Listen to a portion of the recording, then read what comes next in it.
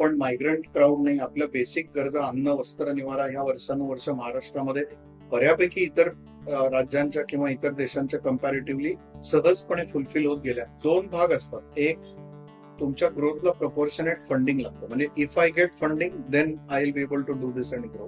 And then you need funding for growth to manage the growth. बरोबर. तर ह्या दोन्हीमध्ये तुम्हाला राईट पिचिंग करता आलं पाहिजे. म्हणजे दुसरं, मी जे आपल्या सुरुवातीला मी म्हटलं की थोडंसं अपब्रिंगिंगचा भाग आहे. मराठी अपब्रिंगिंग मध्ये काही खूप चांगल्या गोष्टी आपल्याला आहे त्याच्यात समाधानी राहायला शिकवलं जातं. आपल्याला विनयशील राहायला शिकवलं जातं. आपल्याला खूप मोठी स्वप्न बघायची नाहीत असं शिकवलं जातं. तर दोन्हीमध्ये कसं आहे, हे एक्स्ट्रीम पण वाईट आहे, हे एक्स्ट्रीम पण वाईट आहे. तुम्हाला कमीत कमी काळात खूप श्रीमंत होणं हे एकमेव जर तुमचं स्टार्टअपच्या मागे स्वप्न असेल तर I am sorry, your objective is not right. नमस्कार मंडळी, न्यूज इंटरप्रिटेशनच्या यूट्यूब चॅनलवर पुन्हा एकदा तुमचे सहर्ष स्वागत आहे. तर आज आपल्याकडे एक एकदम इंटरेस्टिंग गेस्ट आलेले आहेत. यांचं नाव आहे मिस्टर संदीप दांडेकर सर. हे अनेक विविध मल्टीनॅशनल कंपनींच्या लीडरशिप बोर्डवर कार्यरत आहेत.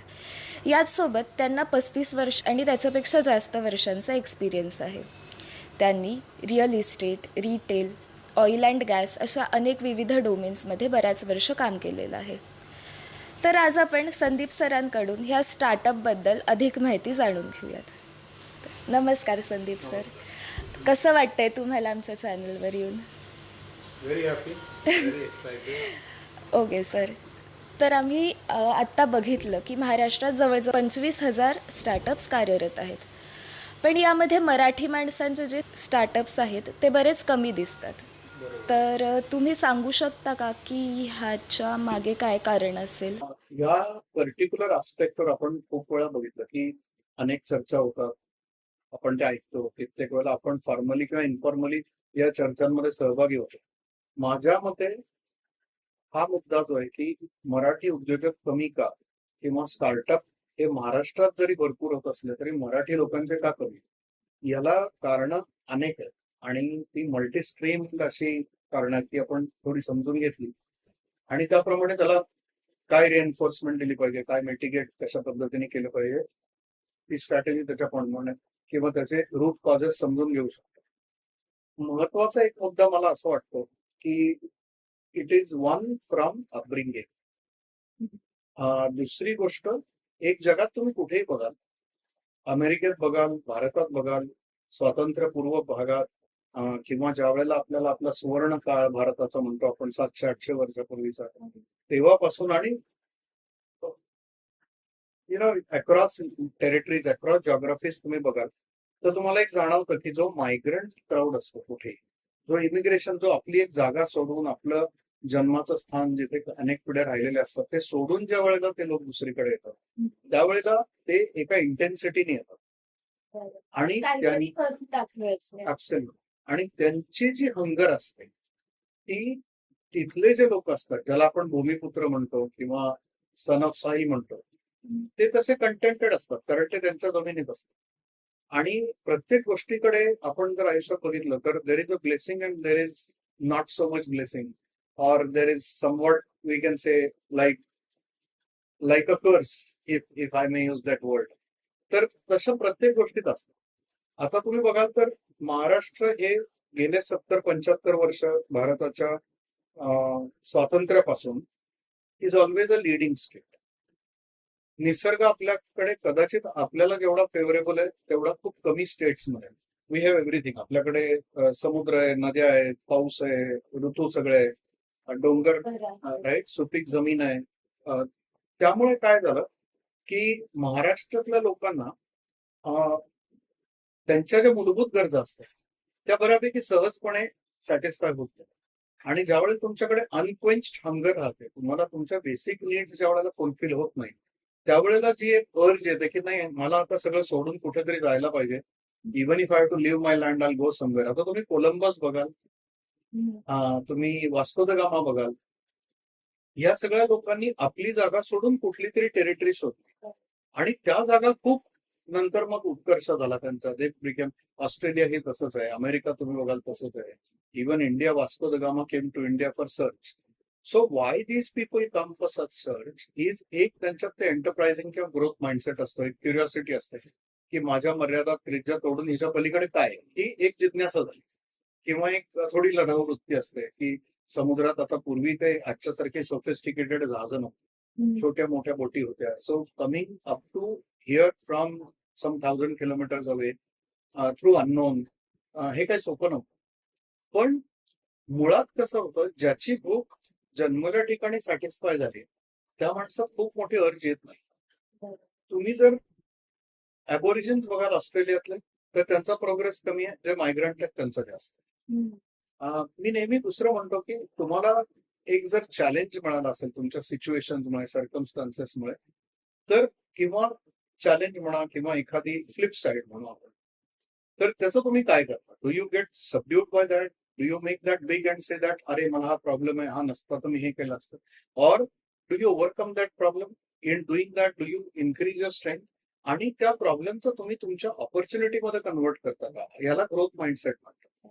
म्हणजे तुम्ही इस्रायलमध्ये बघाल तर त्यांच्याकडे पाणी कमी आहे आणि they are always under risk from all sides. आता त्यातलं पॉलिटिकल अँगलमध्ये मी जात नाही because there are many sides to it. पण simply if you look at these two things, how Israel has made use of it. दोन्ही survival issues आहेत. But today Israel sells irrigation technology to the world. And Israel has become a center of excellence for defense, kind of for spy, you know, Mossad तर खूप जास्त absolutely. किंवा even तुम्ही armoury बघाल, defence technology, तर Israel has become a beginning. तुम्ही जपानचं उदाहरण घ्याल तर तिथे सुनामी येतात, भूकंप येतात, त्यांच्याकडे लेवल लँड ज्याला म्हणतो आपण ती खूप कमी आहे. आधी छोटा देश आहे, त्यात अप्स अँड डाऊन्स, अल्टिट्यूड खूप आहे. मग म्हणजे एखाद्या देशाने हे 3 प्रॉब्लेम म्हणजे सुनामी येतात, भूकंप येतात आणि फ्लॅट लँड खूप कमी आहे. तर तो देशाने काय करायचं? गर्भगळीत होऊन गेला. ऍब्सोल्युटली. पण ह्या तिन्ही गोष्टींवर today Japan has become centre of excellence for the world. की भूकंप ही घटना गृहीत धरून काय प्रकारचे स्ट्रक्चर, इन्फ्रास्ट्रक्चर बांधली पाहिजेत याचं Japan has become like a global knowledge centre. सुनामीमध्ये how to deal with tsunami, how to predict, how to handle, how to rescue, त्याच्यामध्ये they have become better than anybody else. If you look at the infrastructure, आजची गोष्ट नाही, मी गेली 40-50 वर्ष सांगतो, म्हणजे त्यांच्यावर न्यूक्लिअर अटॅक झाल्यानंतर दे वर कम्प्लिटली डिस्ट्रॉइड. आता कम्प्लीट डिस्ट्रक्शन ही पण एक ऑपॉर्च्युनिटी असू शकते, because that's an opportunity for you to rebuild everything. आज तुम्हाला मुंबई रिकन्स्ट्रक्ट करायची झाली तर शक्य नाही, कारण तिथे जे ऑलरेडी इकोसिस्टम फॉर्म झाली आहे, अनेक म्हणजे तुम्हाला स्पेसच नाहीये रिक्रिएट करायला. पण Japan got destroyed and they created that as a starting point for restructure. त्यांनी तिथे घाबरून जाण्यापेक्षा किंवा डिसअपॉइंट होण्यापेक्षा त्यांनी ही अपॉर्च्युनिटी मानली आणि त्याच्यातून काहीतरी चांगलं जगायला. तर पॉइंट असा आहे की हा जो अॅक्युमेन आहे की can I take my problem and convert that to enhance my strength, to become stronger and to make that into my opportunity. याला ग्रोथ माइंडसेट म्हणतात. हा कसं आहे, कुठे ना कुठे मराठी माणसाला हा अॅक्युमेन आपल्यामध्ये आणावा लागेल. कारण आजही तुम्ही बघाल तर मायग्रंट जो मराठी क्राऊड जो महाराष्ट्र सोडून जातो, तो बेटर ऑपॉर्च्युनिटीसाठी जातो, प्रोफेशनल म्हणून जातो, आंतरप्रनर म्हणून कुठे जातो. तुम्हाला महाराष्ट्रीयन्स खूप युएस मध्ये दिसतील, देर आर वेल प्लेस, चांगल्या जॉबमध्ये, but there in job. You will find lot of Maharashtrians in Australia. तुम्ही जर मिडल ईस्ट मध्ये गेलात, ऑस्ट्रेलियात गेलात, युएस मध्ये गेलात, युके मध्ये गेलात, तर तुम्हाला पंजाबी असतील, साऊथ इंडियन असतील, कुठले north Indians, Gujaratis, you will find them migrating mostly for business. You will find Maharashtrians migrating for job. तर हा जो आपला अपब्रिंगिंग मधला एक भाग आहे आणि मग त्याच्यात अनेक भाग आहेत. रिस्क अवर्स आहे, सोशल तुमचं स्ट्रक्चर कसं आहे, सोशली रिस्पेक्ट कशाला आहे, आपण एक कम्युनिटी इकोसिस्टम ज्याला म्हणतो, राजस्थानी समाज असेल, गुजराती समाज असेल, पंजाबी असेल, त्यांची एक कम्युनिटी इकोसिस्टम फॉर्म झाले ज्याच्यामध्ये entrepreneurship is encouraged and it is supported also by a very large community. की तुम्ही पुढे चला, तुमच्यावर आपोआप 10-15 लोक तुम्हाला सपोर्ट करायला तयार. एक आपल्या एरियामध्ये राजस्थानांचं किंवा मारवाडींचं दुकान उघडलं, तिथे हळूहळू अजून 10 लोकांना आणतात, तिथल्या तिथेच दुकानं ओपन करतात आणि सगळे एकत्र मिळून. ऍब्सोल्युटली. दुसरी गोष्ट स्टार्टअप म्हणजे हल्ली थोडासा समज लोकांचा असा झालाय, बऱ्याचशा लोकांचा मी म्हणेन, की startup essentially has to be hi-tech. It has to give you huge amount of valuation and big money in 3 years. असं नसतं. म्हणजे याचा अर्थ स्टार्टअप हा शब्द नवीन. स्टार्टअप नवीन नाही. आता 40-50 वर्षापूर्वी जे एखादे, आता किर्लोस्कर हे एका स्टेजला स्टार्टअप होतं. It may not be very small, it may not have started with 2 people 3 people. आता दोन्ही प्रकारचे स्टार्टअप असतात. Today companies which have become very big, ते कुठे कुठे गॅरेजमध्ये कुठल्या तरी छोट्या बॅकयार्ड मध्ये चालू झालेल्या कंपनीज आहेत. आणि मग ते ट्रान्सफॉर्म होत जातात. किंवा काही कंपनीज फॉर्म होतानाच बऱ्यापैकी मोठं स्ट्रक्चर घेऊनच फॉर्म होतात. And they become big. But they are all startups. Startup means what? A new company which is coming into existence. तर हल्ली हा थोडासा परसेप्शनचा झालाय की स्टार्टअप म्हणजे काहीतरी ऍप असलं पाहिजे किंवा काहीतरी हायटेकच असलं पाहिजे. मॅन्युफॅक्चरिंग हा विचार हल्ली मराठी लोक करत असतात. तुम्ही बघा तर पहिली 50-60 वर्ष जवळजवळ भारताच्या इकॉनॉमीची manufacturing was a very very strong base of our economy. महाराष्ट्रात जास्तीत जास्त मॅन्युफॅक्चरिंग ते आता आपण रिप्लेस केलं. तर मॅन्युफॅक्चरिंगची किंमत लोकांना कळली पाहिजे. आणि कसं आहे, टेक्नॉलॉजी इज अ लेव्हलर. म्हणजे आज आपण to succeed in business you have to be differentiated. बरोबर.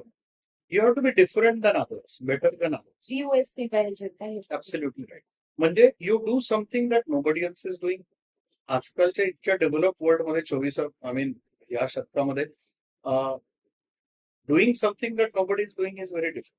That means you have to do something better than what somebody else is doing. बरोबर. आता कन्व्हेन्शनल मॉडेलमध्ये, ब्रिक अँड मॉर्टरमध्ये, त्याच बिझनेस मॉडेलमध्ये, म्हणजे समजा एक हायवे, तुमची पण गाडी त्याच रस्त्यावरनं जाते, माझी पण गाडी त्याच रस्त्यावरनं जाते. तर how many times and how much can I be better than you? कारण शेवटी मी त्याच रस्त्यावर जातो. So there is a limit. म्हणजे मग तुम्हाला एक प्लॅटू येतो की how much can I be better. But if today I am better than you, tomorrow you will catch up. So again I have to be better in some different way. तर तुमचा जर तोच रस्ता असेल तर how many times I can be better. And this is where technology comes into play. की तुम्ही जर तुमचं जे बेस मॉडेल आहे, बिझनेस मॉडेल, आता आपण ओला उबरचं उदाहरण नेहमी देतो. Ola Uber is only operating taxi. They change the way the cabs are. तुमच्याकडे काळ्या पिवळ्या टॅक्सी पूर्वीपासून होत्या, मग निळ्या फुल कॅब झाल्या. म्हणजे असं नाहीये की ओला उबर बुक केली की तुम्ही इथून तिथे डायरेक्ट विदाउट टॅक्सी जाता. So there was a technology layer brought to make your life easier, which means today if you want to do something better than others, you have to improve the experience of customer. You have to either make it easier for them, safer for them, or cheaper for them. And that is where you have to use technology. आणि एक advantage टेक्नॉलॉजीचा असा आहे की जसं मी तुम्हाला म्हणलं की तुम्ही ब्रिक अँड मॉर्टर एकच रस्ता जर फॉलो करत असाल तर तुम्ही एका एंड ऑफ पोटेन्शियल पॉइंटला येतात की याच्या पुढे इम्प्रुव्हमेंट होऊ शकत नाही. Fortunately, technology is itself continuously evolving and bringing newer opportunities that if you stay with technology, तुम्हाला end of opportunity of plateau येत नाही. You can always have new technology to improve. Right? तर sir आता आपण बघितलं की बरेचसे जे सक्सेसफुल स्टार्टअप्स आहेत की झोमॅटो म्हणा, त्याच्यानंतर Shaadi.com म्हणा, तर ह्या लोकांमध्ये बऱ्यापैकी रिस्क टेकिंग फॅक्टर्स होते. ह्याचे जे ऑन्ट्रप्रेनर्स आहेत रिस्क टेकिंग फॅक्टर्स होते, परत लीडरशिप क्वालिटीज होत्या. तर मग ह्याच्यात कुठेतरी मराठी माणूस कमी पडतो की ज्याच्यामुळे त्यांना एवढं ग्रोथ नाही करता येते किंवा त्यांचे स्टार्टअप्स वाढत नाही, असं काही तुम्हाला जाणवलं? 100%. आणि जसं आपण आता थोड्या वेळापूर्वी म्हणालो की this comes from your social structure, your history. आपण मायग्रंट क्राऊड नाही, आपल्या बेसिक गरजा अन्न वस्त्र निवारा ह्या वर्षानुवर्ष महाराष्ट्रामध्ये बऱ्यापैकी इतर राज्यांच्या किंवा इतर देशांच्या कम्पॅरेटिव्हली सहजपणे फुलफिल होत गेल्या. त्यामुळे आपल्यात ती डेस्परेट जी एक इंटेन्सिटी असते की नाही मी काहीतरी करणार, me out of the box बरोबर, तर ते आपल्यात कधी झालं नाही. म्हणून काय झालं, ओव्हर द जनरेशन्स आपल्याला एम्प्लॉयमेंट मॉडेल आपल्यामध्ये ग्लोरिफाय झालं. ते झाल्यानंतर आपल्याला सोशली काय की बाबा लवकर सेटलमेंट म्हणजे काय, मग आपली स्वप्न छोटी आणि सिक्युअर व्हायला. See higher the risk higher the gain, हा तर आपण रूल माहितीच आहे आपल्याला. तुम्ही ज्या वेळेला तुमची रिस्क विंडो, रिस्क अवर्शन कमी कमी करत जाता त्यावेळेला तुमची ग्रोथ ऑपॉर्च्युनिटी कमी होते. सो ह्या आपल्या सोशल स्ट्रक्चरमध्ये आणि आपल्या ज्या सेटलमेंटच्या कल्पना होत्या, पूर्वी लग्न करणं, मग ते लग्नाच्या वेळेला हाऊ इझी और how difficult it is for you to marry if you are doing this, if you are doing that, असे पॅरामीटर या सगळ्यामुळे मग एक काळ असा होता जेव्हा सरकारी नोकरी असेल तर लग्न व्हायचं, बरोबर. खाजगी नोकरी असेल तर लग्न नाही व्हायचं.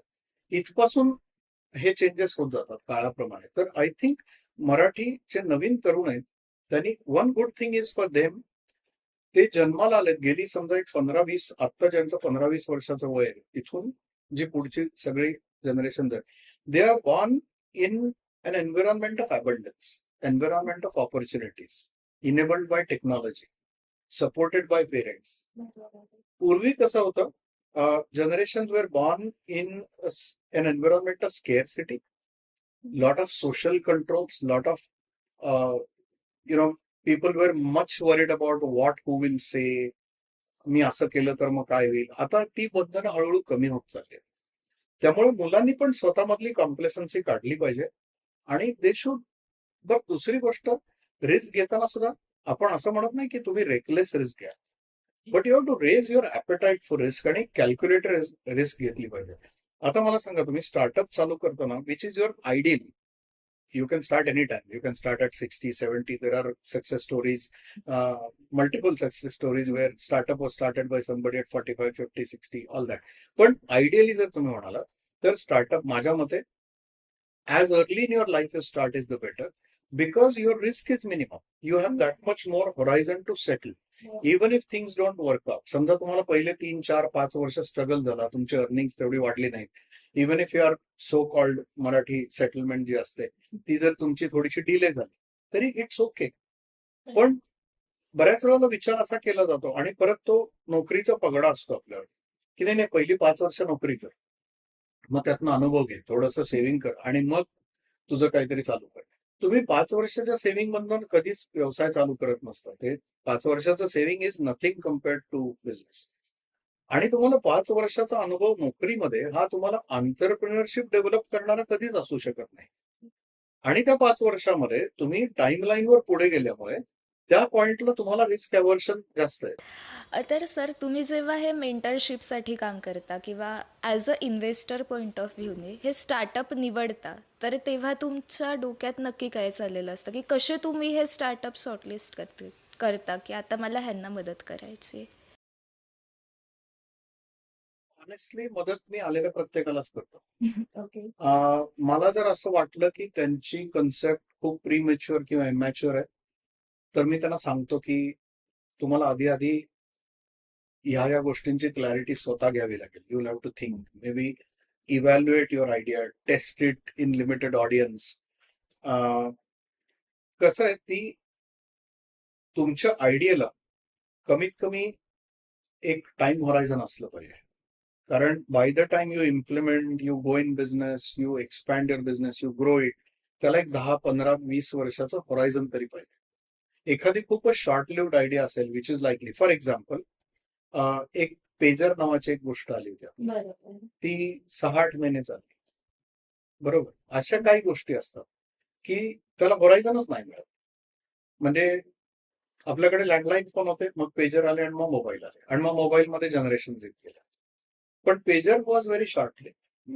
तर एक उदाहरण देतो, म्हणजे तुमच्या बिझनेसची अशी काही कन्सेप्ट असेल की which will have very short life span, तर त्याचा उपयोग नाही. So first of all you have to see की तुमच्या बिझनेस आयडियाला इम्प्लिमेंट केल्यानंतर त्याला ग्रो व्हायला, त्याला प्रॉस्पेरिटी यायला, do you have enough horizon, that is one. दुसरी गोष्ट, त्याची स्केलेबिलिटी काय पद्धतीने स्केलअप होईल, कशा राऊटने ते स्केलअप होईल, त्याला किती इन्व्हेस्टमेंट लागेल, काय काय स्टेजेसला, how difficult or easy it is to copy that idea. आता समजा स्टार्टअप मध्ये अंबानींचं पण स्टार्टअप असतं. जिओ जेव्हा चालू झालं तेव्हा it was startup, but it started with crores and crores rupees of funding, and it was not possible for anybody to copy that model, because obviously there is a muscle power of money.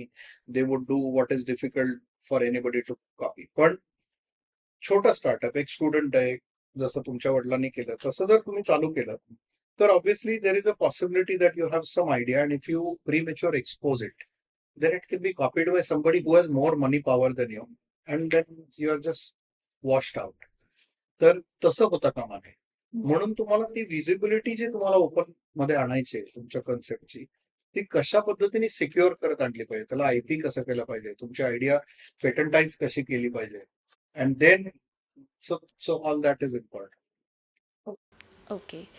तर sir आता तुम्ही म्हणालात की त्यांना scale up व्हायला काहीतरी म्हणजे होण्याचे चान्सेस तरी पाहिजेत ॲटलिस्ट. तर तुम्ही या स्टार्टअप्सला स्केल अप होण्यासाठी कशा प्रकारे मदत करता? पहिल्यांदा एक मिनिमम व्हायबल प्रॉडक्ट पाहिजे तुमचा, बरोबर. You have to test the waters. दोन भाग असतात. एक, तुमच्या ग्रोथला प्रपोर्शनेट फंडिंग लागतं. म्हणजे if I get funding then I will be able to do this and grow.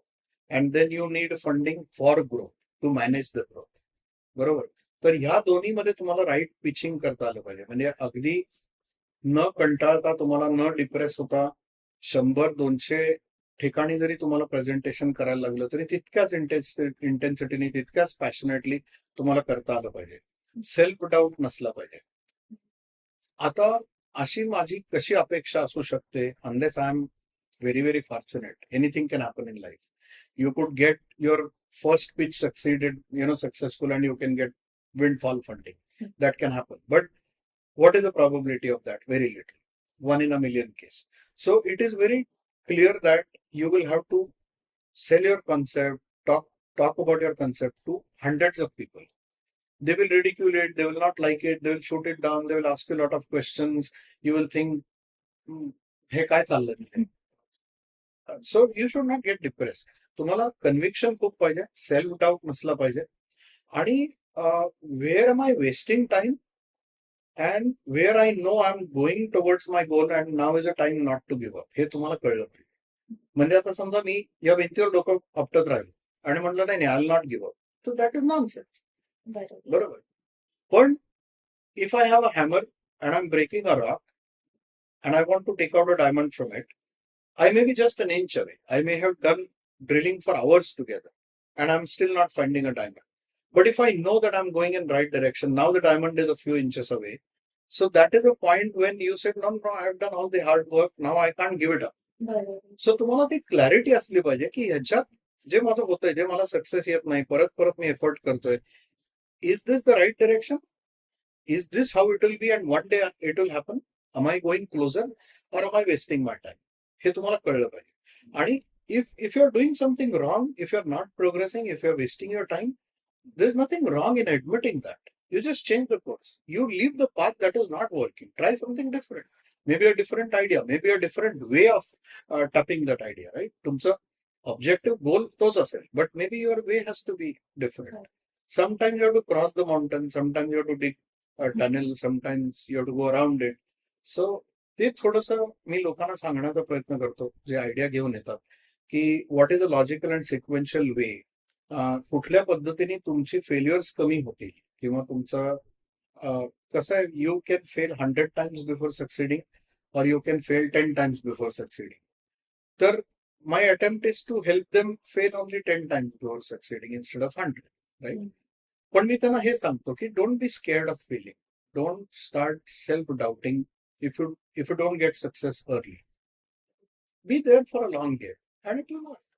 आणि एक महत्वाची गोष्ट, स्टार्टअप्स च्या एंटरप्रेन्योर्सना पण, आणि for people like me also who are experienced, who want to advise, की आजच्या जगामध्ये बदल हा इतका कॉन्स्टंट आणि इतका फास्ट आहे. मी बऱ्याच वेळा म्हणतो, तुमच्यापैकी जर कोणी इंजिनियर्स असतील तर they will know what I am saying. Displacement, velocity, acceleration, अशा 3 गोष्टी असतात. Acceleration is the last concept in that, which means rate of change of velocity.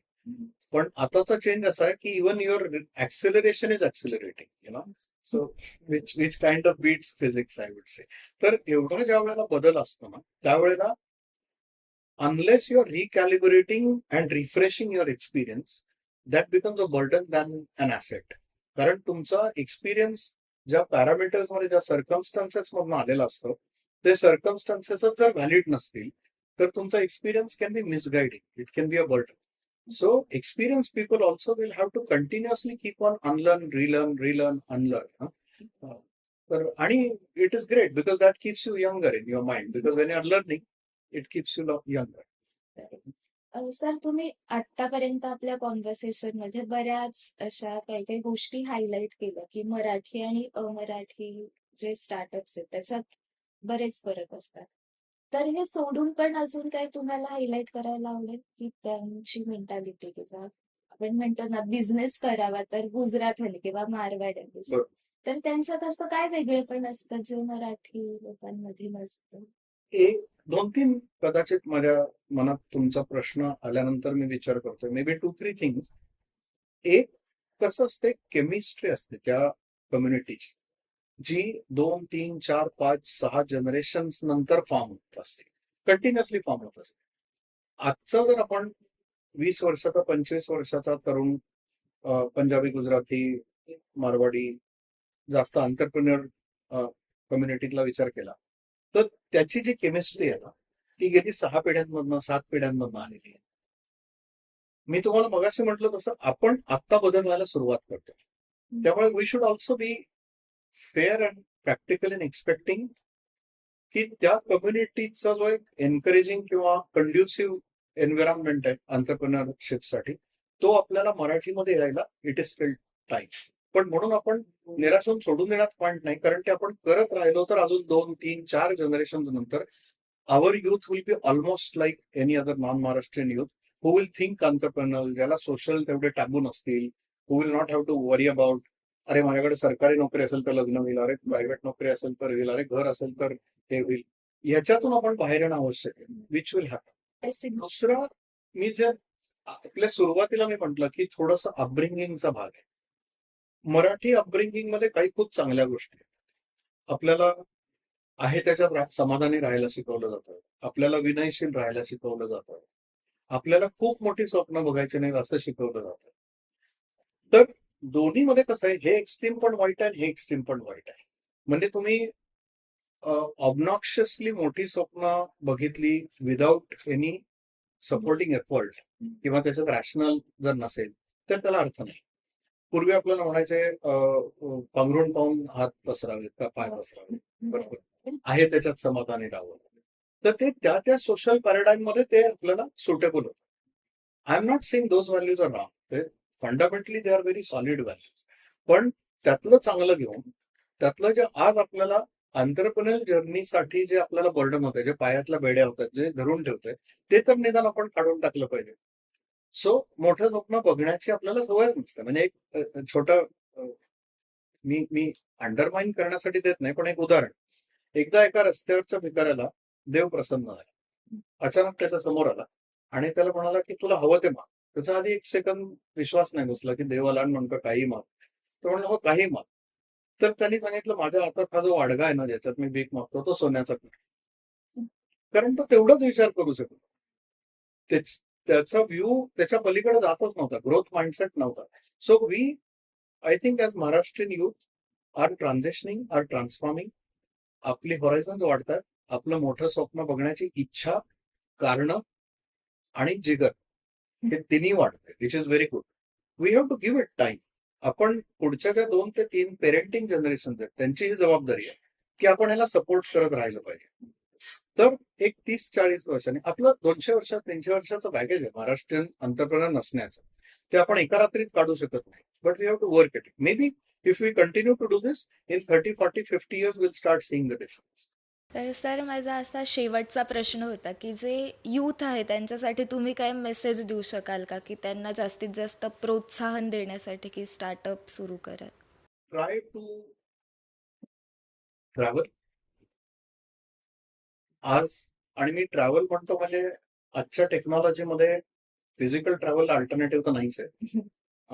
पण there is a limitation on how much physical travel you can do. आणि का travel म्हणतो तर travel is one thing which widens your horizon so much across cultures, वेगवेगळ्या stories, how people have struggled, how they have risen above fall, how they fought with their constraints. या इतक्या profound stories तुम्हाला अनुभवायला, ऐकायला, पाहायला मिळतात की तुमचं ट्रान्सफॉर्मेशन होतं. पण then you have to read a lot. आता रीडिंगला टेक्नॉलॉजी आहे, तुम्ही फिजिकल रीडिंग आता आपल्याला वेळ पण नसतो. पण ऍटलिस्ट ऑडिओ बुक्स आहेत, व्हिडिओज आहेत, रील्स नुसती कुठली बघत बसण्यापेक्षा do a targeted value adding kind of YouTube watching or reel watching. Be very clear about. आणि दुसरं एक महत्वाचं म्हणजे तुम्ही महाराष्ट्रात बघाल ना, तर आता हे थोडंसं वाद होऊ शकतो याच्याबद्दल, मला माहित नाही मी बोलू की नाही, पण mass of our youth is very wilfully mishandled by our politicians. कारण त्यांना मोटरसायकलवरनं त्यांच्या मागे झेंडे फिरून फिरणारे कार्यकर्ते हवे असतात. खरंच खूप खरं बोललात तुम्ही. तुम्हाला महाराष्ट्रामध्ये जेवढे काहीच त्यातून आउटपुट नसणारे जेवढे तरुण कार्यकर्ते एकेका गोष्टीसाठी चौका चौकात तुम्हाला 100-200च्या संख्येने दिसतील, तेवढे. आता आपण या आजच्या विषयावर बोलताना आपण कुठल्या राज्यांबद्दल बोललो? उदाहरणार्थ Punjabi for example, Gujarati, Rajasthani, to some extent South Indians. इथे तुम्हाला हा जो एक मी पॉलिटिकल आस्पेक्ट म्हटला, युथ, की 200 कार्यकर्ते, 1000 कार्यकर्ते ह्या नेत्यासाठी, मग त्या नेत्यासाठी. What, why are you doing? मग ते बॅनर लावायचे, मग एक बॅनरवर एका नेत्याचा, त्याच्या खाली 200-250 ते कोणतरी मुलं. I mean, where is it going to take you? So this has to change. म्हणजे एका वाक्यात जर तुम्ही मला म्हणालात व्हॉट इज युअर मेसेज, तर don't stop until you are proud, असं म्हणजे. आता प्रश्न असा आहे की what will make you proud? प्रत्येकाचे हे वेगवेगळं असू शकतं.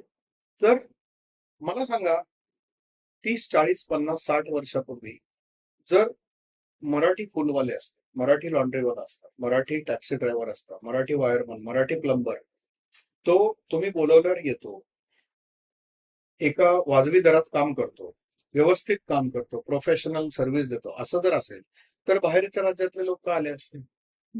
या अंगठीत जर खडा नसेल तरच बाहेरचा खडा घालू शकतो ना. इथला जर खडा आहे तर दुसरा खडा बसूच शकत नाही. मला जर इथे सर्व्हिस ऑपॉर्च्युनिटी आहे, फुलवाला असेल, लॉन्ड्रीवाला असेल, ड्रायव्हर असेल, तो जर माझा इथला असेल, तो काम करत असेल, तर दुसरा येणारच नाही ना.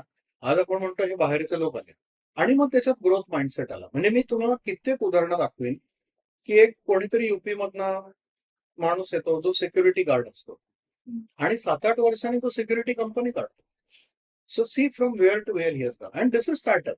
आता काय होतं स्टार्टअप म्हणजे, मी तुम्हाला मगाशी म्हटलं तसं की व्हॉट्सअप स्टार्टअप समजा, मग त्याचं किती व्हॅल्युएशन मिळालं, ओला, पण त्याच्यात फेल्युअर केसेस किती आहेत, आणि व्हॅल्युएशन हा इथला एक भाग आहे.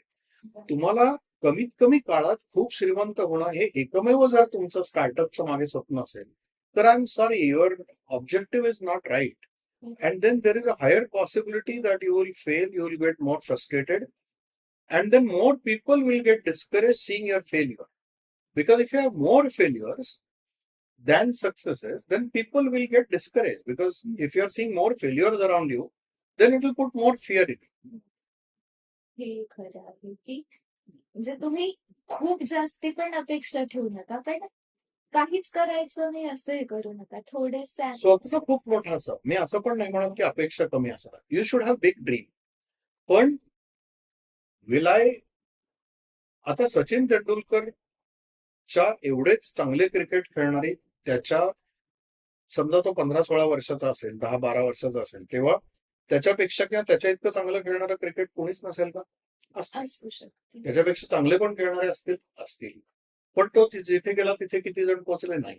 So there is an aspect of good fortune, there is an aspect of intensity, commitment, sacrifices, all that. बरोबर.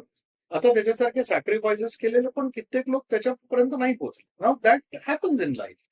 पण म्हणून तुम्ही ठरवायचं की मी ऍज अ कम्युनिटी छोटी स्वप्न बघणार, मी नोकरीतच राहणार, मी प्रयत्नच नाही करणार, मी पंख उघडणारच नाही, मी आकाशात उडायचं स्वप्नच नाही बघणार, असं नाही करू नका.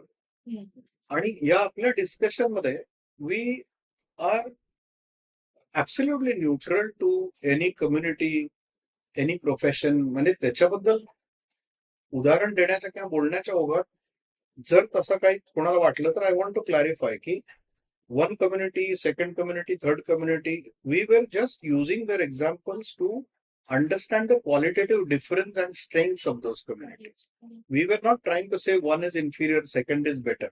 दुसरी गोष्ट आपण एक काही पॉलिटिकल एन्व्हायरमेंटचा रेफरन्स दिला. त्याच्यात idea is not to talk about politics, but how a youth of Maharashtra is possibly getting underutilized or wasted, and how it is destroying future of Marathi community and their prosperity. एवढाच उद्देश होता. त्यामुळे कुठली जात, धर्म, community, profession याच्याबद्दल कुठली comment मला करायची नव्हती. Absolutely sir. तर आम्हाला खूप छान वाटलं तुमच्यासोबत हे डिस्कशन करून आणि आपण नक्कीच होप करूया की महाराष्ट्रातल्या स्टार्टअप्सचा नंबर पण अपॅरेंटली खूप वाढेल. तर आजच्या या स्टार्टअपच्या आमच्या कॉन्व्हर्सेशनबद्दल तुम्हाला काय वाटलं हे नक्की आम्हाला कमेंट सेक्शनमध्ये सांगा. हा व्हिडिओ लाईक करा आणि आमच्या चॅनलला सबस्क्राईब करा. धन्यवाद.